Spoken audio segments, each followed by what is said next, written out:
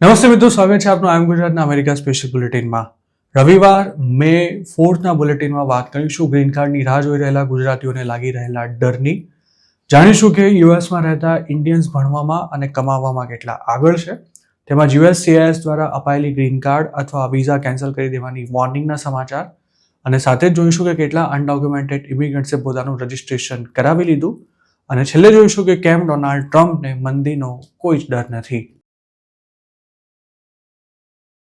વર્ષોથી અમેરિકામાં રહેતા અને ગ્રીન કાર્ડ આવવાની રાહ જોઈ રહેલા હજારો ગુજરાતીઓને હવે એવું લાગી રહ્યું છે કે ટ્રમ્પ સત્તા પર છે ત્યાં સુધી તેમને ગ્રીન કાર્ડ નથી મળવાનો. તેમાં કેટલાક લોકો તો એવું પણ માની રહ્યા છે કે ગ્રીન કાર્ડની વાત તો ઘણી દૂર રહી, આ દરમિયાન ક્યાંક ડિપોર્ટેશન લેટર ના આવી જાય તો પણ સારું છે. 2011માં ઇલીગલી અમેરિકા ગયેલા અને હાલ ટેક્સાસમાં પોતાનો બિઝનેસ કરતા એક ગુજરાતીએ પોતાનું નામ ન આપવાની શરતે આઈ એમ ગુજરાતને એવું જણાવ્યું હતું કે તેને બોર્ડર ક્રોસિંગ બાદ 1 વર્ષ સુધી જેલમાં રહેવું પડ્યું હતું, અને છૂટવાનો કોઈ ચાન્સ ન હોવાથી તેણે કંટાળીને પોતાના ડિપોર્ટેશન લેટર પર સાઇન પણ કરી દીધી હતી. જોકે તે વખતે તેની પાસે પોતાનો પાસપોર્ટ ન હોવાથી અમેરિકાની ઇમિગ્રેશન ઓથોરિટી તેને ડિપોર્ટ નહોતી કરી શકી અને તેને જેલમાંથી પણ રિલીઝ કરી દેવાયો હતો. અને પછી તેણે પોતાના 2 બાળકો અને પત્નીને હમશકલના પાસપોર્ટ પર અમેરિકા પણ બોલાવી લીધા હતા.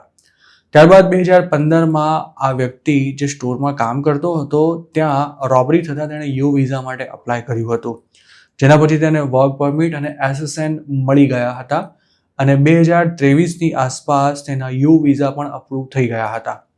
હવે આ ગુજરાતી થોડા જ સમયમાં ગ્રીન કાર્ડ માટે એલિજિબલ થઈ જશે, પરંતુ ખરેખર પોતાને ગ્રીન કાર્ડ મળી શકશે કે કેમ તેને લઈને તેને શંકા છે, અને તેના જેવા બીજા પણ ઘણા ગુજરાતીઓ હવે હાલ આ જ દ્વિધામાં મુકાયેલા છે.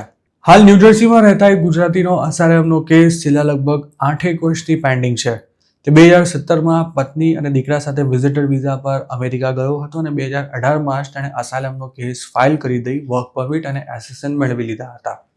આ દરમિયાન તેની પત્નીએ એક દીકરાને યુએસમાં જન્મ આપ્યો હતો, અને આ કપલ પોતાની 5 વર્ષની વર્ક પરમિટ એકવાર રિન્યુ પણ કરાવી ચૂક્યું છે. હાલમાં જ ટ્રમ્પ સરકારે ઇમિગ્રેશન કોર્ટ્સને એવી સૂચના આપી હતી કે જે લોકોના અસાયલમના કેસ ટકી શકે તેમ નથી તેને લાંબા ખેંચવાને બદલે હવે જલ્દીથી તેનો નિકાલ કરી દેવો. ન્યૂજર્સીમાં રહેતા આ ગુજરાતીએ પણ અસાયલમ માટે જે સ્ટોરી આપી હતી તે મોટાભાગના કેસમાં હોય છે તેમ ફેક જ હતી, અને પોતાની સ્ટોરીને સપોર્ટ કરવા માટે તેની પાસે કોઈ પુરાવા પણ નથી. આ સ્થિતિમાં તેના માટે અસાયલમનો કેસ જીતવાના અને તેના આધારે ગ્રીન કાર્ડ મેળવવાના ચાન્સ લગભગ 0 છે. જોકે હવે તે અમેરિકામાં ફેમિલી સાથે એટલો ગોઠવાઈ ચૂક્યો છે કે જો તેને અસાયલમ ના મળે અને ઇન્ડિયા પાછા જવાનો વારો આવે તો તેનું બધું જ ગણિત બગડી જાય તેમ છે. 2023માં ફેમિલી સાથે ઇલીગલી યુએસ ગયેલા અને હાલ જોર્જિયામાં જોબ કરતા એક ગુજરાતીની હાલત પણ કંઈક આવી જ છે. તેણે ન્યુયોર્કના એક ખૂબ જ જાણીતા અને અત્યંત મોંઘા ઇમિગ્રેશન લોયર મારફતે અસાયલમનો કેસ કર્યો છે, અને તેના માટે કેટલાક પુરાવા ઊભા પણ કર્યા છે. જોકે આ લોયર હવે એવું કહી રહ્યો છે કે જેમ તેમ કરીને 4 વર્ષ નીકળી જાય તે પણ પૂરતું છે, કારણ કે ટર્મ છે ત્યાં સુધી અસાયલમ અપ્રૂવ થવાના ચાન્સ ખૂબ જ ઓછા છે, અને જેમના કેસ મજબૂત છે તેમને પણ ટ્રમ્પ ગ્રીન કાર્ડ આપશે કે કેમ તે એક મોટો સવાલ છે. ન્યુયોર્કમાં પોતાની ફેમિલી સાથે રહેતા મહેસાણાના એક મહિલાનું માનીએ તો હવે ઘણા લોકો ગમે ત્યારે ઇન્ડિયા પાછા જવું પડશે તેવી માનસિક તૈયારી રાખીને બેઠા છે. જોકે જે ફેમિલીના સંતાનો પાસે યુએસમાં કોઈ સ્ટેટસ નથી અને જેમને ભણાવવા માટે તેમના પેરેન્ટ્સે ખૂબ જ મોટો ખર્ચો કર્યો છે, તે લોકો જો પાછા જશે તો તેમને અમેરિકામાં આટલા વર્ષોએ જે મહેનત કરી છે તેના પર કદાચ પાણી ફરી વળશે. 2013માં ફેમિલી સાથે વિઝિટર વિઝા પર અમેરિકા જઈને ત્યાં જ રહી ગયેલા અને અત્યાર સુધી અસાયલમનો કેસ પણ ન કરનારા એક ગુજરાતી હવે શું કરવું તેની મૂંઝવણમાં છે. ડેમોક્રેટિક સ્ટેટમાં રહેતા આ વ્યક્તિને અત્યાર સુધી તેમના સ્ટેટસને કારણે કોઈ જ પ્રોબ્લેમ નથી થયો, અને ભવિષ્યમાં લીગલ થઈ જવાશે તેવી આશા સાથે તેમણે ઇન્કમટેક્સ પણ ફાઇલ કર્યો છે. પરંતુ હવે તેમને એવી શંકા છે કે IRS પાસે તેમનો જે ડેટા છે તે જ ક્યાંક તેમના માટે મુસીબત ના બની જાય.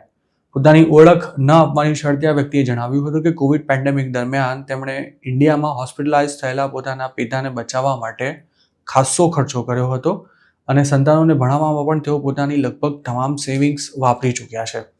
જેથી હવે જો ઇન્ડિયા પાછા આવવાનું થયું તો તેમને ખાલી હાથે જ પાછા આવવું પડશે. યુએસમાં કોઈ સ્ટેટસ વિના રહેતા ગુજરાતીઓ અત્યાર સુધી અસાયલમના કેસ ખેંચીને ગ્રીન કાર્ડ માટે ફેક મેરેજ કરીને કે પછી યુ વિઝા માટે બનાવટી રોબરીનું સેટિંગ કરાવી વર્ષો સુધી ત્યાં જ રહેવાની ગોઠવણ કરી લેતા હતા. પરંતુ ટ્રમ્પના આવ્યા બાદ આવા કોઈપણ પ્રકારના તિકડમ અજમાવનારા પર હવે તલવાર લટકી રહી છે. ટ્રમ્પ આવા તમામ લોકોને કાઢી મૂકશે તેવું જરાય નથી, પરંતુ ક્યારે કોનો નંબર આવી જાય તે પણ નક્કી નથી.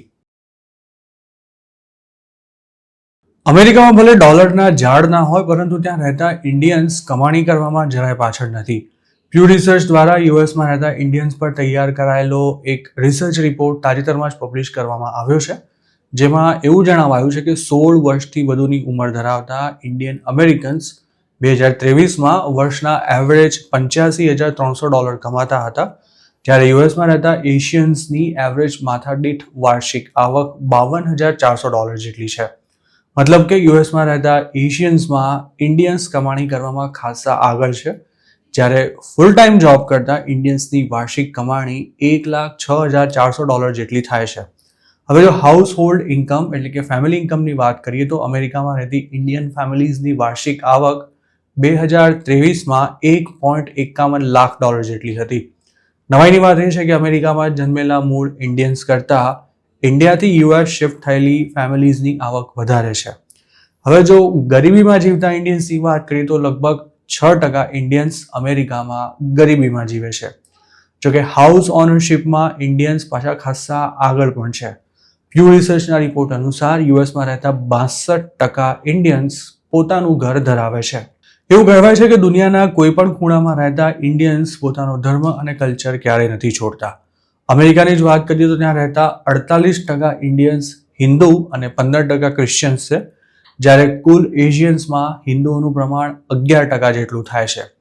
ઇન્ડિયામાં લગ્ન જીવન એ કલ્ચરનો એક ભાગ છે અને ઇન્ડિયન્સ ફેમિલીમાં રહેનારી કોમ્યુનિટી છે. યુએસમાં પણ ઇન્ડિયન એડલ્ટ્સ જે રહે છે તેમાંથી 70% મેરિડ છે, જ્યારે યુએસમાં જન્મેલા ઇન્ડિયન્સમાંથી 35% જ મેરિડ છે. યુએસમાં જેમ ઇન્ડિયન્સ કમાણીમાં આગળ છે તેમ ભણવામાં પણ ખૂબ જ આગળ છે. પ્યુ રિસર્ચે પોતાના રિપોર્ટમાં જણાવ્યું છે કે 25 વર્ષ કે તેથી વધુ ઉંમર ધરાવતા ઇન્ડિયન અમેરિકન્સમાંથી 77% પાસે બેચલર્સ ડિગ્રી છે, જેમાં 31% પાસે એડવાન્સ ડિગ્રી છે, જ્યારે એશિયન્સમાં આ પ્રમાણ 56% જેટલું છે.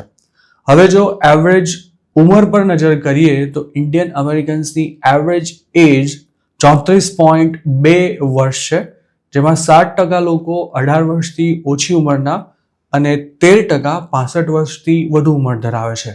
2023ના આંકડા પ્રમાણે અમેરિકામાં રહેતા ઇન્ડિયન્સની કુલ સંખ્યા 5.2 મિલિયન જેટલી થતી હતી, જેમાં 20% માત્ર કેલિફોર્નિયામાં રહે છે, જ્યારે ત્યારબાદ ટેક્સાસ બીજા નંબરે આવે છે, જ્યાં ઇન્ડિયન્સની વસ્તી 5.70 લાખ જેટલી છે, અને ન્યૂ જર્સી 4.40 લાખની ઇન્ડિયન પોપ્યુલેશન સાથે ત્રીજા નંબરે, અને ન્યુયોર્ક 3.90 લાખ સાથે ચોથા નંબરે આવે છે, અને પાંચમા નંબરે 2.70 લાખની પોપ્યુલેશન સાથે ઇલિનોય આવે છે. યુએસમાં બોલાતી ઇન્ડિયન ભાષામાં હિન્દી ટોપ પર છે, જેને બોલનારા લોકોની સંખ્યા 9 લાખ જેટલી થાય છે, જ્યારે ત્યારબાદ તેલુગુ સેકન્ડ નંબર પર આવે છે, જેને બોલનારા લોકોનો આંકડો 5.5 લાખ જેટલો છે, અને ગુજરાતી યુએસમાં ત્રીજી સૌથી વધુ બોલાતી ભારતીય ભાષા છે, જેને બોલનારા લોકોની સંખ્યા 5 લાખ જેટલી થાય છે, અને પછી તમિળનો નંબર આવે છે. યુએસમાં રહેતા ઇન્ડિયન ઇમિગ્રન્ટ્સમાં 60% લોકો 10 વર્ષથી વધુ સમયથી ત્યાં રહે છે, અને 51% નેચરલાઇઝ્ડ સિટીઝન્સ છે. પ્યુ રિસર્ચે પોતાનો રિપોર્ટ 2023માં યુએસ સેન્સસ બ્યુરો દ્વારા રિલીઝ કરાયેલા આંકડાના આધારે તૈયાર કર્યો છે, જેમાં સિટીઝનશિપ ધરાવતા લોકોની સાથે ગ્રીન કાર્ડ હોલ્ડર્સ સિવાય અન્ય કોઈ સ્ટેટસ પર કે પછી ઇલીગલી રહેતા લોકોનો આંકડો સામેલ છે કે કેમ તેની કોઈ સ્પષ્ટતા કરવામાં નથી આવી. આ ઉપરાંત 2023 પછી મોટી સંખ્યામાં ઇન્ડિયન્સ ઇલીગલી અમેરિકા ગયા છે. તેમનો આંકડો પણ જો સામેલ કરાય તો યુએસમાં રહેતા ઇન્ડિયન્સની વસ્તી ઘણી વધી જાય. જે લોકો સ્કિલ્ડ છે અને અમેરિકામાં લીગલ સ્ટેટસ પર રહે છે તેમને કોઈ આર્થિક સમસ્યા મોટાભાગે નથી થતી હોતી, પરંતુ તેમનું જોઈને જે લોકો વગર વિચારે લાખો રૂપિયા ખર્ચી ઇલીગલી અમેરિકા પહોંચી જાય છે તેમની હાલત ત્યાં ગયા પછી સૂડી વચ્ચે સોપારી જેવી થઈ જતી હોય છે. અમેરિકામાં હાલ ડિપોર્ટેશનનો જેટલો ડર ઇલીગલ એલિયન્સને છે તેટલો જ ડર ગ્રીન કાર્ડ હોલ્ડર્સ અને વિઝા ધારકોને પોતાનું સ્ટેટસ ગમે ત્યારે રિવોક થઈ જવાનો લાગી રહ્યો છે. હાલમાં જ ટ્રમ્પ સરકારે હજારો સ્ટુડન્ટ્સના વિઝા આડેધડ કેન્સલ કરી તેમને ઘર ભેગા થઈ જવા માટે ઓર્ડર આપી દીધો હતો. હાલ તો આ મામલો કોર્ટમાં પહોંચ્યો છે અને જેમના વિઝા રિવોક કરાયા છે તેવા સ્ટુડન્ટ્સને કોર્ટ તરફથી હંગામી રાહત પણ અપાઈ છે. પરંતુ હવે એવા પણ રિપોર્ટ્સ આવી રહ્યા છે કે ટ્રમ્પ સ્ટુડન્ટ્સને ટાર્ગેટ કરવા માટે નવી સ્ટ્રેટેજી અમલમાં લાવવાની તૈયારીમાં છે. જોકે હાલના દિવસોમાં ચાલી રહેલું ઇમિગ્રેશન એન્ફોર્સમેન્ટ માત્ર ઇન્ટરનેશનલ સ્ટુડન્ટ્સ પૂરતું જ મર્યાદિત નથી. USCIS દ્વારા હવે અમેરિકામાં રહેતા તમામ ગ્રીન કાર્ડ હોલ્ડર્સ અને વિઝા ધારકોને એવી વોર્નિંગ આપવામાં આવી છે કે જો તેમણે કોઈ કાયદાનો ભંગ કર્યો તો તેમનું સ્ટેટસ રિવોક કરવામાં આવી શકે છે. આમ તો યુએસના કાયદા પ્રમાણે ક્રાઇમ કરનારા કોઈ પણ એલિયનને ડિપોર્ટ કરી જ શકાય છે, પરંતુ ટ્રમ્પની સરકારમાં તેની વ્યાખ્યા કંઈક અલગ રીતે કરવામાં આવી રહી છે. USCISએ સોશિયલ મીડિયા પર શેર કરેલી પોસ્ટમાં એવી કોઈ ચોખવટ નથી કરી કે કયા પ્રકારના ક્રાઇમ કરનારા લોકોને અરેસ્ટ કરવામાં આવશે કે ડિપોર્ટ કરી દેવાશે. ટ્રમ્પે જ્યારે હજારો ઇન્ટરનેશનલ સ્ટુડન્ટ્સના વિઝા કેન્સલ કર્યા ત્યારે તેમાં ઇઝરાયેલની સામે થયેલા પ્રોટેસ્ટમાં ભાગ લેનારા તો માંડ આંગળીના વેઢે ગણાય તેટલા જ હતા. પરંતુ તે સિવાયના મોટાભાગના સાવ સામાન્ય ક્રાઇમ જેવા કે ટ્રાફિક સિગ્નલ તોડવાના કે પછી કોઈની સાથે સામાન્ય બોલાચાલી કરવાના કેસમાં આરોપી બનાવાયા હતા. એટલું જ નહીં, અમુક તો એવા પણ સ્ટુડન્ટ્સ હતા કે જેમની સામેનો કેસ બંધ કરી દેવાયા બાદ પણ તેમને ટર્મિનેશન નોટિસ મોકલી અમેરિકા છોડી દેવા માટે કહી દેવાયું હતું. ટ્રમ્પના 100 દિવસના કાર્યકાળમાં એટલું તો સ્પષ્ટ થઈ ચૂક્યું છે કે તેમની સરકાર દેશમાં રહેતા તમામ નોન સિટીઝન્સને તલવારની અણી પર રાખવા માંગે છે. આ મુદ્દાને એકદમ પોલિટિકલ બનાવી ચૂકેલા ટ્રમ્પ યુએસમાં એવો માહોલ ઊભો કરી રહ્યા છે કે જાણે દેશમાં સિટીઝન ના હોય તેવા લોકો જ બધા ક્રાઇમ કરે છે અને તેમને કાબૂમાં રાખવા જરૂરી છે. ટ્રમ્પ એડમિનિસ્ટ્રેશન એક તરફ નોન સિટીઝન્સને ક્રાઇમ ન કરવાની વોર્નિંગ આપી રહ્યું છે, તો બીજી તરફ કયા ક્રાઇમમાં તેમને ડિપોર્ટ કરી શકાય તેના વિશે કોઈ સ્પષ્ટતા પણ નથી કરી રહ્યું. તેનો એક અર્થ એવો પણ કાઢી શકાય કે આલતુ ફાલતુ મેટરમાં પોલીસના હાથમાં આવેલા નોન સિટીઝનને પણ સરકાર બાકીના લોકોમાં ધાક બેસાડવા માટે ડિપોર્ટ કરી શકે છે. અમેરિકામાં અત્યાર સુધી થયેલા અનેક સર્વે એવું જણાવે છે કે સિટીઝન્સ કરતાં નોન સિટીઝન્સમાં ક્રાઇમ રેટ ઓછો છે, પરંતુ ઇમિગ્રેશન ડોનાલ્ડ ટ્રમ્પ માટે એક સોલિડ વિનિંગ ટોપિક બની ચૂક્યો છે, જેને આગળ ધરી તેઓ પોતાની તમામ પ્રકારની નિષ્ફળતાઓને ઢાંકી શકે છે. જોકે આ સ્થિતિમાં અમેરિકામાં કોઈ સ્ટેટસ વિના રહેતા અને ખાસ તો અસાયલમનો કેસ કરી વર્ક મેળવ્યા બાદ કામ કરતા લોકોને સાવધાન રહેવાની જરૂર છે, કારણ કે તેમને પણ સરકાર સાવ સામાન્ય મેટરમાં પણ ડિપોર્ટ કરી શકે છે. અને હવે તો તેમના પર જો કોઈ ચાર્જ લાગ્યો હોય તો તે કોર્ટમાં સાબિત થાય ત્યાં સુધી પણ સરકારને રાહ જોવાની જરૂર નથી. ટ્રમ્પે પ્રેસિડેન્ટ બન્યા બાદ જે પહેલા કાયદાને મંજૂરી આપી હતી તે લેકન રાયલી એક્ટમાં પણ શોપલિફ્ટિંગના માત્ર આરોપમાં પણ ગમે તે ઇલીગલ એલિયનને ડિપોર્ટ કરી શકાય તેવી જોગવાઈ છે. અમેરિકાની સરકારે હજુ ગયા મહિને જ દેશમાં રહેતા તમામ અનડોક્યુમેન્ટેડ ઇમિગ્રન્ટ્સ માટે પોતાનું નામ રજીસ્ટર કરાવવાનું ફરજિયાત બનાવ્યું હતું. આમ ના કરનારા લોકોને કાયદાકીય કાર્યવાહીનો સામનો કરવા તૈયાર રહેવાની પણ વોર્નિંગ આપવામાં આવી હતી. જોકે પોતાનું નામ ન નોંધાવનારા લોકો સામે એક્ઝેક્ટ શું કાર્યવાહી કરવામાં આવશે તેની કોઈ ચોખવટ ભલે ન કરવામાં આવી હોય, પરંતુ અત્યાર સુધીમાં 47,000 લોકો પોતાનું નામ રજીસ્ટર્ડ કરાવી ચૂક્યા હોવાનું USCIS દ્વારા જણાવાયું છે. અમેરિકાના ઇમિગ્રેશન એન્ડ નેશનાલિટી એક્ટના સેક્શન 262 હેઠળ આ રજિસ્ટ્રેશનને ફરજિયાત બનાવવામાં આવ્યું છે. આ નિયમ અનુસાર અમેરિકામાં 30 દિવસથી વધુ સમયથી કોઈ સ્ટેટસ વિના રહેતા અને 14 વર્ષ કે તેથી વધુ ઉંમર ધરાવતા તમામ અનડોક્યુમેન્ટેડ ઇમિગ્રન્ટ્સને રજિસ્ટ્રેશન કરાવવું પડશે.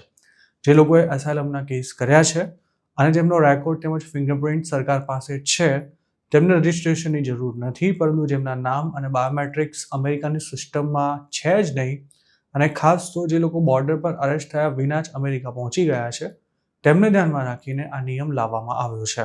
આ રજિસ્ટ્રેશન કરાવ્યા બાદ ફિંગરપ્રિન્ટ આપનારા એલિયન્સને DHS દ્વારા એવિડન્સ ઓફ રજિસ્ટ્રેશન આપવામાં આવશે, જે 18 વર્ષ કે તેથી વધુ ઉંમર ધરાવતા એલિયન્સને હંમેશા પોતાની સાથે રાખવું ફરજિયાત છે. USCISની વેબસાઇટ પર જણાવ્યા અનુસાર રજિસ્ટ્રેશન ન કરાવનારા સામે મિસડિમિનર ચાર્જ લગાવવાની સાથે તેને દંડ પણ કરવામાં આવી શકે છે. આ રજિસ્ટ્રેશન માટે G352R ફોર્મ ભરવાનું રહે છે, તેમજ તેની પ્રોસેસ ઓનલાઈન છે. સાથે જ USCIS દ્વારા એવી પણ ચોખવટ કરવામાં આવી છે કે આ રજિસ્ટ્રેશન કોઈ પ્રકારનું ઇમિગ્રેશન સ્ટેટસ નથી અને રજિસ્ટ્રેશન ડોક્યુમેન્ટ્સ પણ કોઈ ઇમિગ્રેશન સ્ટેટસ ક્રિએટ નથી કરતું. તેમજ ન તો તેનાથી એમ્પ્લોયમેન્ટ ઓથોરાઇઝેશન એટલે કે વર્ક પરમિટ મળે છે. આ નિયમની જાહેરાત કરાઈ ત્યારે વિઝિટર વિઝા પર અમેરિકા ગયેલા ઘણા લોકોને રજિસ્ટ્રેશન કરાવવાનું છે કે નહીં તેને લઈને કન્ફ્યુઝન ઊભું થયું હતું. હવે કોઈ પણ નિયમનો ભંગ કરનારા લોકોને સીધા ડિપોર્ટ કરાતા હોવાથી ઘણા લોકોને એવો ડર પણ લાગી રહ્યો હતો કે જો તેમણે રજિસ્ટ્રેશન ન કરાવ્યું તો તેમને પણ ડિપોર્ટ કરી દેવાશે. જોકે USCISની વેબસાઇટ પર સ્પષ્ટ શબ્દોમાં કહેવામાં આવ્યું છે કે જેમણે વિઝા માટે કે પછી ઇમિગ્રેશનની બીજી કોઈ પ્રોસેસ માટે બાયોમેટ્રિક્સ નથી આપ્યા તેમના માટે જ રજિસ્ટ્રેશન કમ્પલસરી છે. અમેરિકામાં હાલ આવા કેટલા લોકો રહે છે તેનો સરકાર પાસે કોઈ આંકડો નથી. જોકે ઇલીગલ ઇમિગ્રન્ટ્સની કુલ સંખ્યા 1.4 કરોડની આસપાસ હોવાનો અંદાજ છે. તેવામાં જેમની સરકાર પાસે કોઈ માહિતી નથી તેમનો આંકડો પણ લાખોમાં હોઈ શકે છે. એવું માનવામાં આવી રહ્યું હતું કે આ નિયમ જાહેર થતાં જ લાખો લોકો રજિસ્ટ્રેશન કરાવવા માટે લાઈન લગાવી દેશે, પરંતુ અત્યાર સુધીમાં તેમાં માત્ર 47,000 લોકોના નામ જ નોંધાયા છે, જે દર્શાવે છે કે આ પ્રોગ્રામને પણ ખાસ રિસ્પોન્સ નથી મળી રહ્યો. સ્વાભાવિક છે કે હાલ અનડોક્યુમેન્ટેડ ઇમિગ્રન્ટ્સને આમે ડિપોર્ટેશનનો ડર લાગી રહ્યો છે. તેવામાં સામે ચાલીને સરકારને પોતાનું નામ આપવા જવું જોખમી સાબિત થઈ શકે છે. તેવા ડરથી પણ ઘણા લોકો રજિસ્ટ્રેશન કરાવવા આગળ નથી આવી રહ્યા. આ પહેલા ટ્રમ્પે ફાઇનલ રિમૂવલ ઓર્ડર બાદ યુએસના છોડનારા લોકો પાસેથી રોજનો $998 લેખે દંડ વસૂલવાની પણ વાત કરી હતી, પરંતુ હજુ સુધી તેને લગતો કોઈ કાયદો નથી બની શક્યો. ટ્રમ્પ એવી પરિસ્થિતિ ઊભી કરવા માંગે છે કે જેમાં ઇલીગલ ઇમિગ્રન્ટ્સ ડરના માર્યા સામે જ ડિપોર્ટેશન માગી લે, અને તેના માટે તેમની સરકારે CBP હોમ નામની એપ પણ લોન્ચ કરી છે, અને તેને પણ કોઈ ખાસ રિસ્પોન્સ નથી મળી રહ્યો. ટ્રમ્પ પોતાની સેકન્ડ ટર્મના પહેલા વર્ષમાં 10 લાખ લોકોને ડિપોર્ટ કરવા માંગે છે, પરંતુ સરકારના અનેક ધમ પછાડા બાદ પણ માસ ડિપોર્ટેશન જોઈએ તેવી સ્પીડ નથી પકડી રહ્યું. પ્રેસિડેન્ટ ડોનાલ્ડ ટ્રમ્પની ટેરિફ પોલિસીઝ US અને ગ્લોબલ ઇકોનોમી પર કેવી અસર કરી રહી છે તે આખી દુનિયાએ જોઈ લીધું. એક્સપર્ટ્સે તો ટ્રમ્પે જ્યારથી ટેરિફની વાત કરી છે ત્યારથી જ વોર્નિંગ આપી છે કે તેનાથી અમેરિકા જ નહીં પરંતુ વિશ્વ મંદીના ભરડામાં આવી જશે. તેમ છતાં પણ જ્યારે ટ્રમ્પે એપ્રિલ 2ના રોજ રેસિપ્રોકલ ટેરિફની જાહેરાત કરી તે સાથે જ ગ્લોબલ ઇકોનોમીમાં હાહાકાર મચી ગયો હતો અને મંદીનું ડરામણું ચિત્ર પણ ઊભું થયું હતું. જોકે ટ્રમ્પે પોતાની આર્થિક નીતિઓના કારણે મંદી આવશે તેવી વાતને નકારી કાઢી છે અને એવું જણાવ્યું છે કે નજીકના ભવિષ્યમાં મંદી આવે તો પણ લાંબા ગાળે ઇકોનોમીમાં બધું જ બરાબર રહેશે. ટ્રમ્પનું એવું પણ કહેવું છે કે લાંબા ગાળાના સારા પરિણામો માટે તેમને ટૂંકા ગાળાની મંદી પણ સ્વીકાર્ય છે. NBC ન્યૂઝને આપેલા એક ઇન્ટરવ્યુમાં ટ્રમ્પે કહ્યું હતું કે વોલ સ્ટ્રીટમાં કેટલાક લોકો કહી રહ્યા છે કે અમેરિકાની ઇકોનોમી અત્યાર સુધીની શ્રેષ્ઠ ઇકોનોમી હશે, અને તેમનું એવું પણ કહ્યું છે કે આવું અગાઉ ક્યારેય નથી થયું, પરંતુ તેના વિશે મીડિયામાં વાત કરવામાં કેમ નથી આવતી.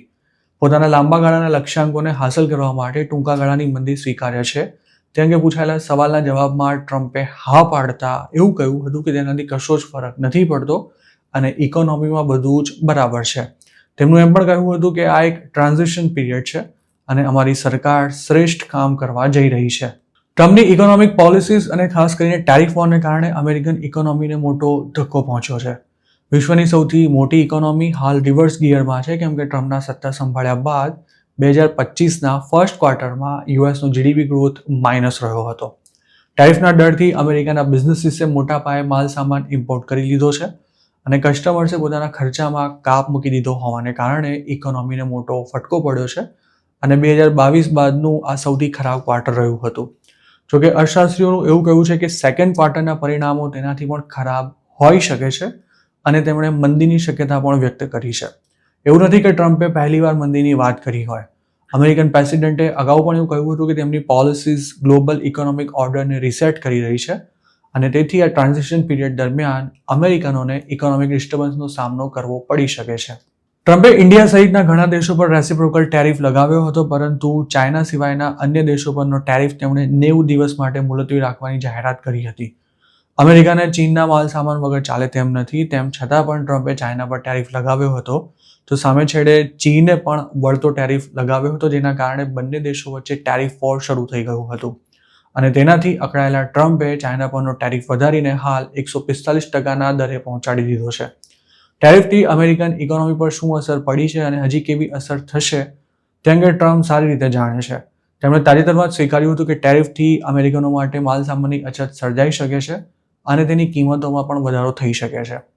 હાલમાં જ તેમણે કહ્યું હતું કે ટેરિફ બાદ જે બાળકો પહેલાં $30 રમતા હતા તે હવે $2 રમશે અને 30ની સરખામણીએ $2ની કિંમત ટેરિફ બાદ પણ ઘણી ઓછી રહેશે. ટ્રમ્પના કેટલાક અધિકારીઓ અગાઉ પણ સંકેત આપ્યો હતો કે ટેરિફ ઇકોનોમીને મંદીમાં ધકેલી શકે છે. ટ્રેઝરી સેક્રેટરી સ્કોટ બેસેન્ટે કહ્યું હતું કે અમેરિકાને ડિટોક્સ પીરિયડની જરૂર છે, જ્યારે કોમર્સ સેક્રેટરી હાર્વર્ડ લ્યુટનિકે પણ કહ્યું હતું કે ટેરિફથી મંદી આવી શકે છે અને ખુદ ટ્રમ્પે પણ મંદીની શક્યતા નહોતી નકારી.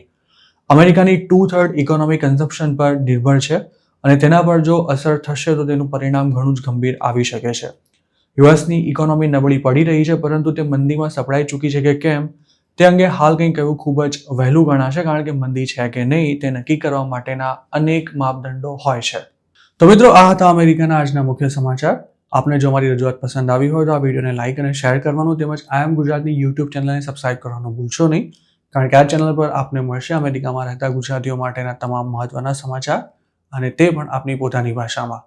આપ જો અમારી સાથે કોઈ ટિપ શેર કરવા માંગતા હો તો હાલ સ્ક્રીન પર દેખાઈ રહેલા વોટ્સએપ નંબર પર પણ અમારો સંપર્ક કરી શકો છો. આપની ઓળખ ગુપ્ત રાખવામાં આવશે.